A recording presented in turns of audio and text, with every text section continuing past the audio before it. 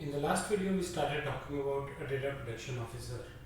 In today's video, we are going to talk about the key responsibilities he has and the tasks that are assigned to him or that he should take as under his ownership in helping an organization meet the compliance needs. Welcome to my YouTube channel where you regularly see content on data privacy and various subjects related to data privacy. So in today's video, we are going to talk about the key responsibilities of a data protection officer.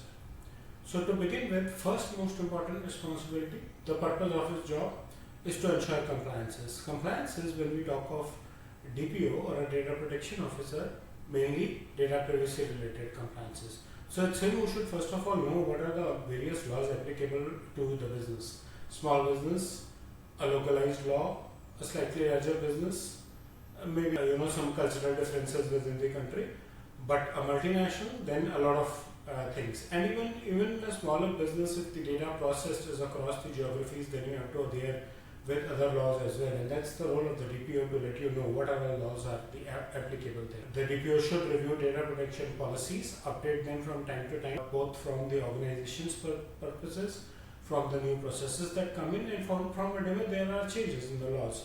Map them with the applicable laws to make sure that they are up to date, help the system to develop a compliance with laws, right? All the systems in the organizations, like we spoke about privacy by design, they should automatically be compliant with all the laws applicable to them, monitor the compliances across the organization, and act as a point of contact both for the data subjects users as well as for the regulators. In fact, employees and others should also be in touch with the DPO if in case it is required, right? So again, I'll stress on privacy roles, not necessarily IT roles, they are more of business roles, right? So IT people may take over role depending on the size of the company and the responsibilities or the workload that the IT people have, but otherwise a privacy role is a privacy role, not an IT role. The second most important key responsibility that a DPO has is that he has to check on what kind of assessments are happening in the organization and what kind of assessments should happen for the given organization. He should recommend them, he should get them initiated and conducted whenever he sees a new process. What would be the impact of the processing of personal information on the new process, on the information of the individuals, especially for organizations that are handling sensitive personal information. He should identify and minimize the risk, advocate measures to mitigate these risks, and document all these assessment processes. Very, very important as a DPO that you should have a clear documentation of the various assessments that you are doing for your organization, both in terms of processes as well as in terms of the outcomes and any learnings that you get out of the assessments, right? The next important responsibility is to monitor the various data processing activities that the organization does. How does it impact an individual or the individual personal information that you are storing for individuals? Align them with the legal requirements. The processing has to be as per the legal requirements. Review the existing procedures and align them, and approve them if you think they are already aligned, or make changes and approve them. Ensure that there is a legal basis on data processing activities. They are not just like happening for the sake of happening. Keep a detailed record of the data processing activities. Just don't let them be like that. Keep a detailed record of all the data processing activities that are happening within the organization. You are expected to ensure that the management, the stakeholders, the key top management of the organization is very clear, aware of the privacy and respective laws, and you should help them understand the risk that is involved in ensuring that the privacy is taken care of. Risk that is involved if you are not taking care of the privacy of the information that you have gathered from your users or your customers, or as a processor if you are processing them. You should educate the management on these issues, and you should develop privacy training mechanisms for your employees. It could be very small, the data could be just internal, just HR kind of information, but it is critical, and it can be sensitive, and it can, if nothing else, then still it can create a bad taste in an employee's mind if it is not taken care of properly. You should help your employees understand the privacy and security of the information that they are handling, so that they are taking care of the information in a much matured way than expected.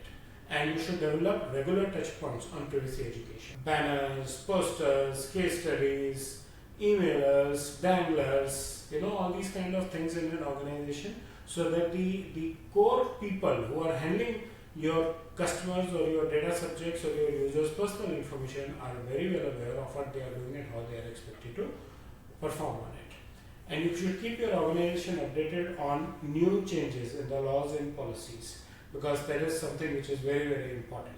Another key responsibility includes handling of the users and data subjects. If you have their personal information, they may have queries. So you need to answer them. Apart from queries, there are a lot of user rights. We discussed about 10 user rights that GDPR assigns to us as users of data subjects. Right? You right to rectification, right to information. In fact, right to information needs contact of a DPO. Right? So DPO has to be available for user rights. Address them respectfully, address them within the defined timelines, mostly 30 days. In some cases, 45 days, but they should be addressed back in timeline, so that the user are confident that the data is being very well handled. And as I mentioned, in some of the user rights, like right to information, DPO is the escalation point. In fact, for all user rights, there has to be a provision that if the rights are not addressed at the lower level, then the DPO is the escalation point for that. And then, in case someone comes up with data portability or right to object kind of rights, then also the DPO plays a very important role, because he has to handle how the data would be transferred, and he has to handle how the data should be stopped or segregated out of the data in process if someone comes up with using their right to object. And then comes up the regulators. All organizations, you generally work on financial regulators, and you are having your accountants and your CAs who help you with that. So you can have a data protection officer who will help you as a regulator, be a point of contact for the regulators, ensure notifications on breach, handle regulator requests, ensure timely response to regulators. This is very, very critical, and this is an important role, because all you are doing is to ensure that the regulators are happy with you, apart from building trust and confidence of the overall market in your product and your organization. So, but that includes the handling the regulators the right way, and not only that you should answer them in a timely manner, but also with accurate information. So these are some of the key responsibilities that a DPO has when he is appointed within an organization. In coming videos, we are going to talk about what kind of a DPO qualifications and skills are generally expected when it comes to data privacy. Let's summarize on these responsibilities that we spoke of. DPO should help ensure compliance, oversee impact assessments, monitor data processing activities, management and employee readiness, education to your employees and your management, handling data subject requests, and handling the regulators to ensure that the organization is able to meet compliance, and to also ensure that the organization is building up a good reputation in the market in terms of privacy compliance, because privacy is someone's private data, and once there is an issue, you have the potential of losing a customer, a data item, line item to be processed for future for their business. So be careful about it and have a good DPO. Tomorrow we'll talk about the qualification and skills that the market expects a DPO to handle, and then of course we are going to have a series of DPO related videos in times to come. So please subscribe to my YouTube channel, press the bell icon, like button if you like my content, and share your feedback in the comment section. Thank you.